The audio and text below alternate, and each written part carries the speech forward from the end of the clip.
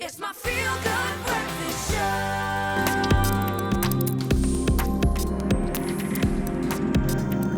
Welcome back to this Thursday morning on your feel-good breakfast show, Expresso on SABC3. Now, because many traditional sports like basketball and soccer were cancelled globally during the pandemic, many people have now switched their viewing over to eSports. And Grant Hines is here to chat about it, accompanied by professional gamer Quade Claessens. Quade, good to have you here on the show, man. We'll let you focus for just a little bit while you navigate the course in Kyalami in this absolutely incredible gaming rig. But G-Man, I mean, this has been quite a big shift because even traditional sports viewers have now gone over to esports. It's really big. It was one of the things that I actually was really unexpected by, but pleasantly, with the whole lockdown thing. Everybody's been staying at home, but people are still hungry to watch sport. Yeah. You know, we're all passionate about the sports that we love.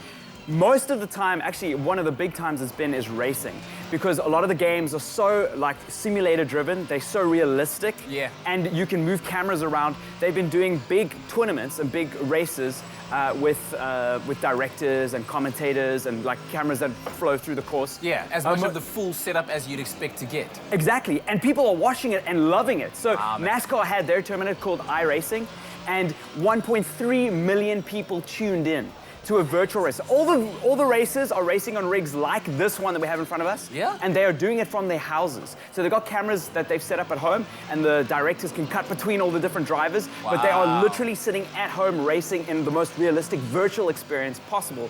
Formula One also did it with the Formula One Virtual Grand Prix. Yes. And many people tuned in to watch that happen, which is really cool. It just shows like a huge shift towards people accepting gaming as a competitive gaming, as a traditional sport, and seeing like the crossover. It's really compelling. I had a lot of friends that don't watch esports but ended up watching like the Formula One because they were like, this is really realistic. This is really entertaining. Yeah, and you really get, I mean, as much as a traditional driver sitting in a Formula One car is challenged by the course and the electronics and the technology involved, this kind of gets almost there, you know, other than being in a real car. The steering wheel, it has all of the buttons and all of the different settings that you... That big box on the front is a huge motor that counter steers your steering wheel for you. So it literally, I think that costs like about 30K or something. It's a very high-end piece of technology and hardware that helps you feel what a real car feels like. Yeah, and you were telling me that even here in South Africa, we had our own.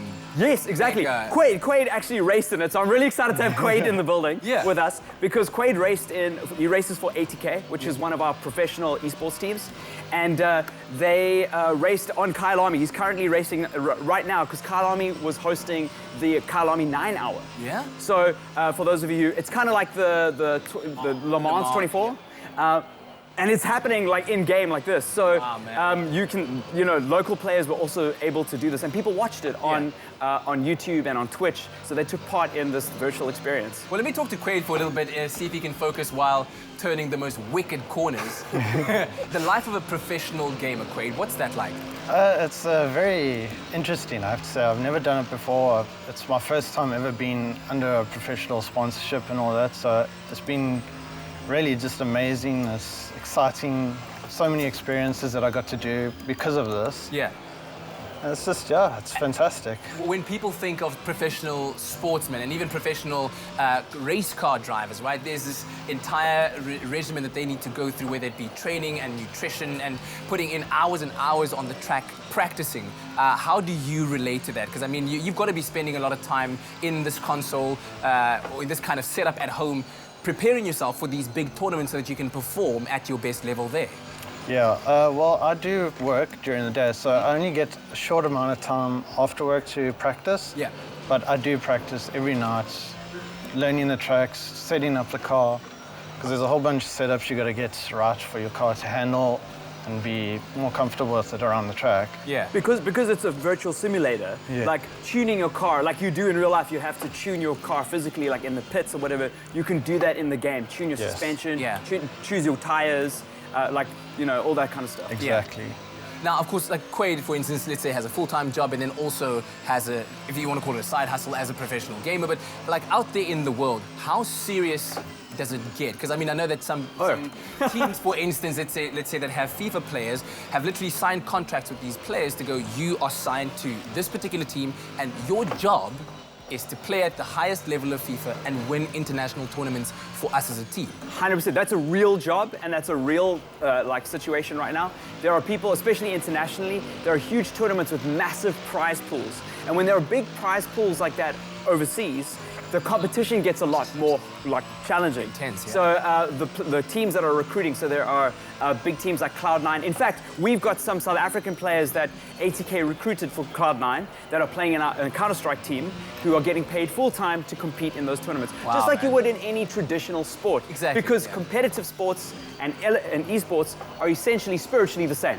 Right? It just happens on a virtual platform where sometimes it happens on a field, and there's different kinds of disciplines that you need to learn and use. So it's a very exciting future, yeah. and I think the lockdown has really kick-started it in the imagination of a lot of people at home that weren't considering sports as an option on a virtual platform. Yeah, and so today's challenge for us as the presenters, Quaid is going to be setting up his best time, his best lap time on Kyalami racetrack. And throughout the day, throughout the morning, we will be trying to beat that time. So we'll be sanitizing the station after each competitor has taken a turn. And by the end, we'll see whether we can actually beat his time. What do you think are the chances of that? Yo, I'm going to beat you, Quaid. I'm going to get recruited. Well, you're going to have to try very hard. I've been to Kyalami for Comic-Con, but I haven't raced on that track. Very, very different experience. All right, Quaid's getting along very, very nicely right now. As you can see on the screen, there's like a green car in front of him. That's his best lap.